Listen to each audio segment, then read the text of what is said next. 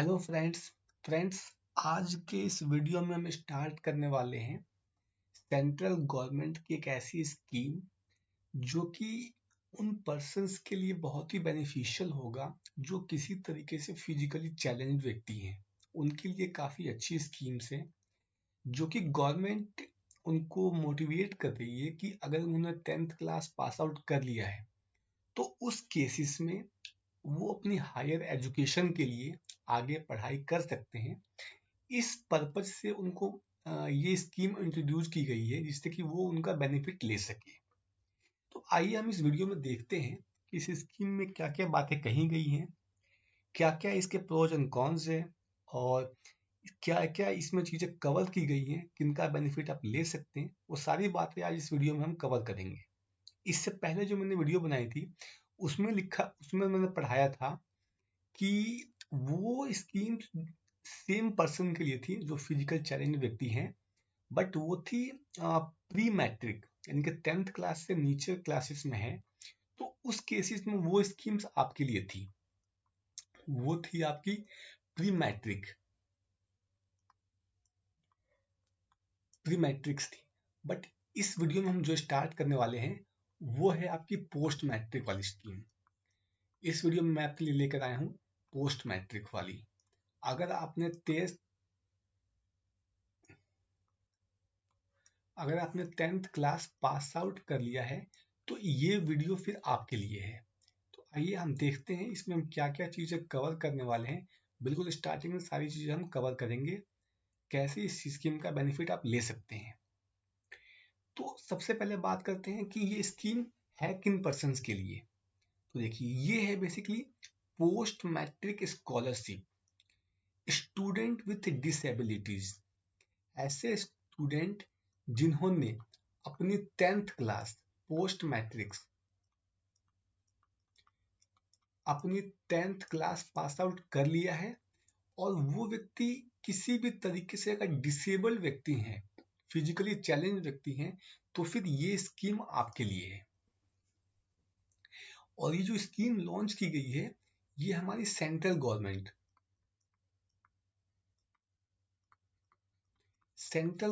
ने इस स्कीम को इंट्रोड्यूस किया है। तो हम देखते हैं इसके अंदर ये है department of empowerment of person with disability, ये इसका शॉर्ट फॉर्म है।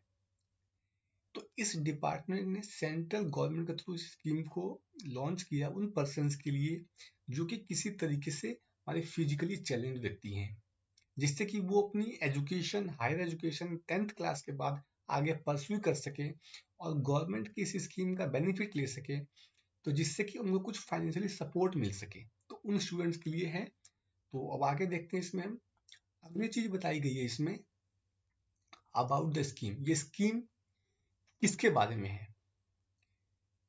Central government scholarship by DEPWD। मैंने बताया आपको department of empowerment with disability person for student with disability studying after 10th class. जैसे मैंने बताया आपको ऊपर, ऐसे कोई भी स्टूडेंट जो 10th क्लास पास आउट कर चुके हैं उनके लिए स्कीम बिल्कुल अच्छी स्कीम है। तो अगर वो फिजिकली चैलेंज व्यक्ति हैं और 10th क्लास पास आउट कर चुके हैं तो वो इस स्कीम में रजिस्ट्रेशन ले सकते हैं और इसका बेनिफिट ले सकते हैं। Support education and skill development, इसका पर्पज ये है कि उन पर्सन को सपोर्ट करना है जो कि 10th क्लास से ऊपर एजुकेशन कंप्लीट करना चाहते हैं, हायर एजुकेशन के लिए जाना चाहते हैं और उनके पास फाइनेंशियली सपोर्ट नहीं है। उस केस में आप इस स्कीम में रजिस्ट्रेशन ले सकते हैं। Implemented offline by DPW। इस स्कीम के लिए आपके पास दो ऑप्शन है, आप ऑफलाइन में भी रजिस्ट्रेशन करवा सकते हैं और ऑनलाइन में भी रजिस्ट्रेशन करवा सकते हैं। अगली स्लाइड्स देखते हैं। ये कोर्स ऑफर्ड। अगर आपने लेट सपोज अगर आपने 10th क्लास पास किया है 10th क्लास पास किया है तो इसमें कौन कौन से ऐसे कोर्सेज हैं जो कि 10th क्लास के बाद कवर्ड होते हैं। उन कोर्सेज को अगर आप परस्यू करते हैं तो फिर इस स्कीम के लिए आप एलिजिबल हैं। तो देखते हैं, पहली चीज तो ये है कि अगर आप 11th क्लास कर रहे हैं या 12th क्लास कर रहे हैं या कोई भी जनरल वोकेशनल कोर्सेज कर रहे हैं जो कि आफ्टर 10th क्लास वो कोई भी ऐसा कोर्स है जो कि 10th क्लास के बाद होता है, तो वो चीजें इसमें कवर्ड होती हैं। दूसरी चीज, पॉलिटेक्निक, आप जानते हैं पॉलिटेक्निक भी 10th क्लास के बाद ही किया जाता है, जो कि डिप्लोमा कोर्स होता है। आईटीआई भी सर्टिफिकेट कोर्स होता है, industrial training institute, diploma, other कोई डिप्लोमा हो गया वो कोर्स, कोई सर्टिफिकेट हो गया। फिर कही गई है bachelor of degree, bachelors degree. अगर आप 10th के बाद में 12th किया हुआ है तो उसके बाद बीकॉम करते हैं, बीए करते हैं या बीएससी करते हैं, कोई भी कोर्स करते हैं, बीसीए करते हैं, तो उस केस में भी ये चीजें इस कोर्स में, इस स्कीम के लिए ये कोर्स भी एलिजिबल हैं। अगर आप परस्यू कर रहे हैं तो उसका बेनिफिट आप ले सकते हैं। अगली चीज है मास्टर्स डिग्री। अगर आपने 10th किया हुआ है, 10th किया हुआ है, आपने 12th किया हुआ है, आपने आपने अपनी ग्रेजुएशन कर लिया है, उसके बाद आपने पीजी करना है, पोस्ट ग्रेजुएशन, तो पीजी भी कर रहे हैं आप, तो फिर इसको स्कीम के लिए आप एलिजिबल हैं। अगली चीज है only UGC and AICTE recognised institution. इसका मतलब ये हुआ कि अगर आप कोई भी डिप्लोमा या डिग्री कोर्सेज कर रहे हैं, डिप्लोमा या फिर डिग्री कोर्सेज कर रहे हैं, तो वो आपके इस जो इंस्टीट्यूशंस हैं इससे रिकॉग्नाइज होनी चाहिए। ये एक कंडीशन डाली गई है कि अगर आप कोर्सेज करते हैं तो इससे और यूजी से इस जो हमारे इंस्टीट्यूशन है इससे रिकॉग्नाइज होनी चाहिए, ये कंडीशन है। आइए देखते हैं नेक्स्ट स्लाइड में। अगली चीज रखी गई है एलिजिबल डिसेबिलिटी। अब जैसे कोई, लेट्स सपोज हम एग्जांपल लेते हैं, कोई भी स्टूडेंट है जो कि 10th क्लास पास आउट कर चुका है, वो इस स्कीम के लिए एलिजिबल है या नहीं, वो कैसे चेक कर सकता है? तो इसकी कुछ कंडीशंस हैं। कंडीशंस ये है कि पहली कंडीशन मेंशन की गई है as per rights of persons with disability act 2016। ये एक हमारा एक्ट है जिसमें ये डिफाइन किया गया है, कि कौन से ऐसे पर्सन होंगे जो कि डिसेबिलिटी के कैटेगरी में आएंगे। तो उसमें से आप चेक कर सकते हैं कि आप उसमें फॉल करते हैं या नहीं करते हैं। दूसरी conditions, visual, hearing, speech disability, इसमें से कोई भी कैटेगरी में अगर फॉल करते हैं आप, तो भी आप इस स्कीम का बेनिफिट ले सकते हैं। अगला है लोकोमोटर, फिजिकल डिसेबिलिटी, इसमें भी अगर आप हैं तो आप इस स्कीम का बेनिफिट ले सकते हैं। चौथा है इंटेलेक्चुअल एंड मेंटल डिसेबिलिटीज। पांचवा है मिनिमम डिसेबिलिटी 40%। ये कंडीशन है कि अगर मिनिमम डिसेबिलिटी 40% है तो फिर आप इस स्कीम के लिए एलिजिबल हैं। नेक्स्ट चीजें इसमें कही गई हैं। अगर अब लेट सपोज आप उस चीज के लिए एलिजिबल हो गए हैं, आप जो है पहली कंडीशन ये कि आपने एलिजिबल हैं, तो जो अगर आपने इस चीज के लिए अप्लाई कर दिया है, ऑनलाइन या ऑफलाइन अपने एप्लीकेशन फॉर्म फिलअप कर दिए हैं, तो इसका बेनिफिट आप कैसे ले सकते हैं वो हम बात करते हैं। इसके अंदर कुछ अलाउंसेज मिलते हैं पर्सन्स को जो कि एलिजिबल है। उस केस में अलाउंसेस पर मंथ होता है और पर एनम भी होता है, तो हम मंथ की बात करते हैं। मंथ की बात ये होता है, पहला होता है ग्रुप 1, ग्रुप 2, ग्रुप 3 और ग्रुप 4। ऐसे ही ये होता है day scholar, day scholar, day scholar और डे स्कॉलर। ये अमाउंट है जिसमें मेंशन किया हुआ है, अमाउंट इसमें वही अमाउंट हॉस्टलर के केस में मेंशन किया गया है। तो आइए समझते हैं कि ये जो पहली चीज मेंशन की गई है हॉस्टलर, ये होता क्या है? ये होता है जैसे आप सपोज अगर आपने 10th क्लास पास किया हुआ है, आप इस स्कीम के लिए एलिजिबल हैं, आप कहीं हायर एजुकेशन कर रहे हैं और अगर आप हॉस्टल में पढ़ाई कर रहे हैं, तो उस केस में क्या होता है, आप इसमें कवर होते हैं, इस वाले केसेस में हॉस्टल में, तो वो आपको इस इस अमाउंट के अकॉर्डिंग अलाउंसेज आपको मिलेंगे।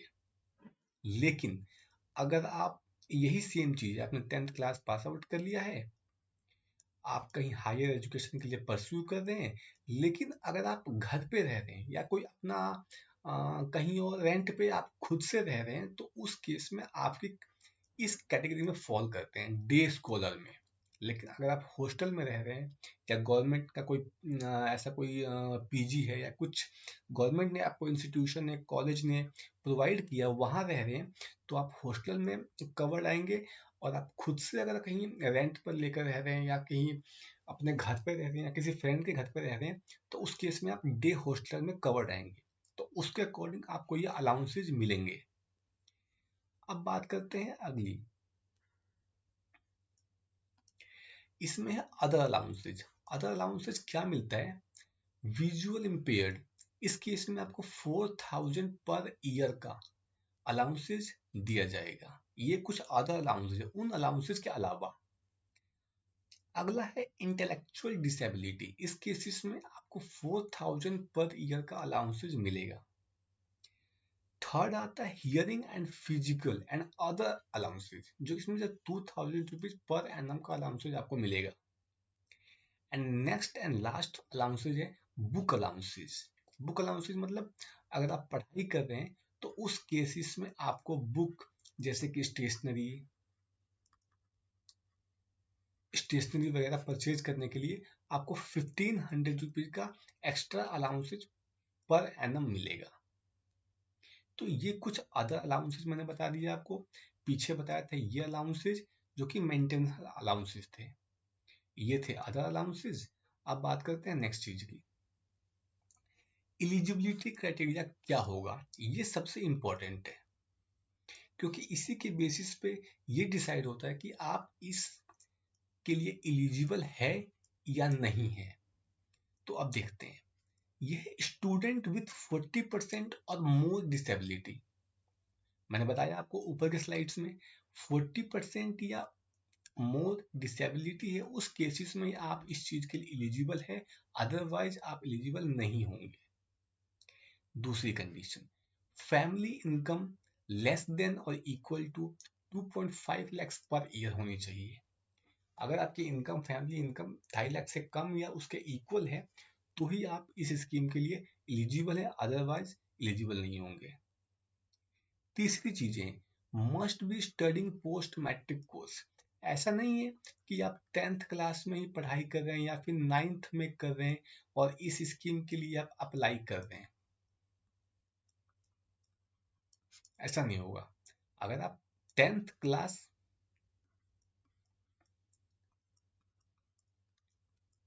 अगर आप 10th क्लास पास कर चुके हैं और 11th में हो गया 12th में हो गया या ग्रेजुएशन में हो गया, तो ही आप पढ़ाई कर रहे होंगे 10th क्लास या उससे ऊपर की क्लासेस में, तो ही आप इसके लिए एलिजिबल होंगे। ये कंडीशन इसमें रखी गई है। अगली कंडीशन ये है, अगली कंडीशन है not availing any other government scholarship. अगर आप इस स्कीम के लिए अप्लाई कर रहे हैं तो इसके अलावा आप सेम टाइम पर कोई भी अदर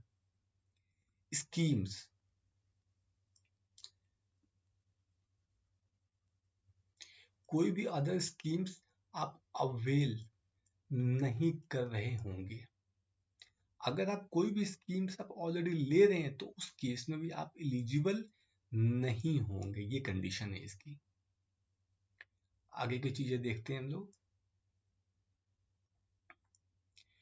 इंपॉर्टेंट कंडीशंस इसमें ये रखी गई है कि अगर मैक्सिमम 2 चिल्ड्रन पर फैमिली अलाउड, लेट सपोज आपकी फैमिली है और फैमिली में 3 बच्चे हैं आपके, तो उस केसेस में आप मैक्सिमम 2 चाइल्ड का ही आप इसमें 2 चाइल्ड के लिए ही एलिजिबल होंगे। आप केवल 2 चिल्ड्रन का ही बेनिफिट ले सकते हैं। तो ये मैक्सिमम 2 चिल्ड्रन को इसमें अलाउ किया गया है एक फैमिली से। अगली चीज है नो अदर स्कॉलरशिप और स्टाइपेंड परमिटेड। अगर आप इसमें एलिजिबल हैं और बेनिफिट ले रहे हैं तो कोई अदर स्कॉलरशिप या स्टाइपेंड आपको परमिट नहीं किया जाएगा कि आप उस स्टाइपेंड या कोई और स्कीम्स का भी बेनिफिट लें, उसके लिए आपको परमिशन नहीं दी जाएगी। अगली चीज बताई गई है repeating a glass repeating repeating a class repeating a class no scholarship for that year. Let suppose अगर आपने 11th क्लास में एडमिशन लिया और एक साल आप फेल हो गए, फिर आप उसी में 11th क्लास नेक्स्ट ईयर भी पढ़ाई कर रहे हैं, तो उस साल आपको इस स्कीम के लिए आप एलिजिबल नहीं होंगे। आप केवल एक टाइम, फर्स्ट टाइम आपने 11th क्लास में उस साल का आपको अलाउंसेस और जो पैसा हुआ वो रीइम्बर्स होगा, और उस नेक्स्ट ईयर अगर फेल हो गया तो फिर उस साल आप इसका बेनिफिट नहीं ले पाएंगे। तो वही चीज कही गई है repeating a class no scholarship for that year, उस साल के लिए आपको बेनिफिट नहीं मिलेगा। अगली चीज है इसमें एक्सक्लूजन एंड पेनल्टीज। अब ये क्या है? ये है false information lead to recovery with 50% interest. Let suppose आप कुछ लेट सपोज कि अगर आपने कुछ मिसलीड किया है, अगर आपने मिसलीड किया है और इसके लिए आप एलिजिबल हो गए हैं, एलिजिबल हो गए, अपने आप को एलिजिबल आपने दिखा दिया है, बाद में आप गलत पाए जाते हैं, तो फिर ये उसके आपके अगेंस्ट में एक्शन भी हो सकता है, इंटरेस्ट भी भरना पड़ सकता है, और आपको 15% का मतलब रिकवरी भी होगी और इंटरेस्ट भी पेमेंट करना पड़ेगा आपको। ये चीजों को ध्यान में रखिएगा। Candidate will be black listed. Candidate को ब्लैक लिस्ट भी किया जा सकता है गवर्नमेंट के द्वारा, इसलिए कोई भी अपनी फॉल्स इंफॉर्मेशन मत फिल कीजिएगा। अगर आप जेन्युइन हैं, आपको लगता है कि हाँ आपको इसका बेनिफिट मिलना चाहिए, तो डेफिनेटली आप इसके लिए अप्लाई करिए, बिल्कुल करिए, और लेकिन गलत चीजें मत कीजिएगा। अगली चीज कहिए लीगल एक्शन में बी टेकन। कोई भी लीगल एक्शन आपके अगेंस्ट में लिया जा सकता है अगर आपने फॉल्स इंफॉर्मेशन आगे दी तो उस केस में। अब हम देखते हैं ये जो गवर्नमेंट स्कीम लेकर आई है, इस स्कीम का मकसद क्या है, गवर्नमेंट ये स्कीम क्यों लेकर आई है, इसको समझते हैं एक समरी में हम। पहली चीज है encourage higher education among students with disability. ऐसा कोई भी स्टूडेंट जो कि किसी भी तरीके से डिसेबल है और उसको लगता है कि मेरी फैमिली कंडीशन इतनी अच्छी नहीं है जिससे कि मैं अपनी हायर एजुकेशन 10th क्लास के बाद या 12th के बाद या ग्रेजुएशन के बाद हायर एजुकेशन में नहीं कर पाऊंगा, तो उस केस में गवर्नमेंट आपको हायर एजुकेशन के लिए ये फाइनेंशियली सपोर्ट प्रोवाइड करती है। गवर्नमेंट का मोटिव ये है कि आपको एनकरेज करे इस चीज के लिए। ये तो हो गई पहली कंडीशन। दूसरी कंडीशन ये कहती है गवर्नमेंट कि reduce financial burden on families. अगर आप पढ़ेंगे लिखेंगे और बेहतर बनाएंगे अपने आप को, तो कहीं ना कहीं आपकी जो उन पर फैमिली पर भी बर्डन काफी कम होगा और आप एजुकेट होंगे। इस वजह से गवर्नमेंट का ये भी मोटिव है। तो ये भी एक अच्छी कह सकते हैं अच्छी चीज है जो कि आपको सपोर्ट करेगी गवर्नमेंट। थर्ड चीज कही गई है इसमें help students become self reliant. वही सेम बात है यहाँ भी कही गई है कि अगर आप हायर एजुकेशन लेते हैं तो कहीं ना कहीं आप अपने आप को सेल्फ रिलायंट देखते हैं कि कहीं ना कहीं आपको अपने में भरोसा है कि हाँ मैं भी कहीं ना कहीं एक बेहतर अपने आप को पोजीशन ला सकता हूँ। तो ये चीजें अच्छी गवर्नमेंट सपोर्ट करिए स्टूडेंट्स को। और चौथी चीज कही गई है ensure dignity and equal opportunity to all the people. So ये अच्छी बात है आपके लिए। तो कहीं ना कहीं ये सारी बातें मैंने आपको इस वीडियो में कवर की है, और मुझे लगता है और आई होप आपको सारी बातें समझ में आ गई होंगी। और इसका जो अप्लाई करने का लिंक है, मैं वीडियो के डिस्क्रिप्शन में दे दूंगा आपको। आप उस लिंक पर क्लिक करके आप अप्लाई कर दीजिएगा, और कोई भी डाउट हो आप मुझे कमेंट कीजिएगा, और इस वीडियो को शेयर कीजिएगा उन स्टूडेंट्स के साथ में जिनको इनकी नीड है, जिनको इससे बेनिफिट हो सकता है। और कोई भी डाउट हो, कोई भी कमेंट हो, आप ना मुझे इस वीडियो के नीचे कमेंट में आप कमेंट कर सकते हैं। तो थैंक यू, इस वीडियो में इतना ही।